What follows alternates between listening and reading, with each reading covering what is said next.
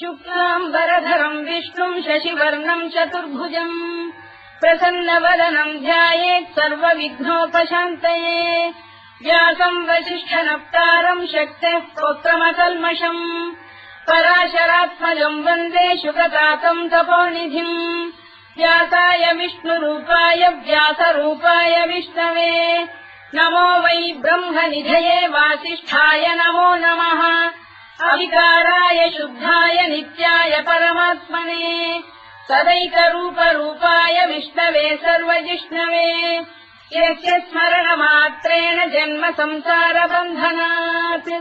विमुच्यते नमस्तस्मै विष्णवे प्रभविष्णवे ॐ नमो विष्णवे प्रभविष्णवे श्रीवैशम्पायन उवाच श्रुत्वा धर्मानशेषेण पावनानि च सर्वशः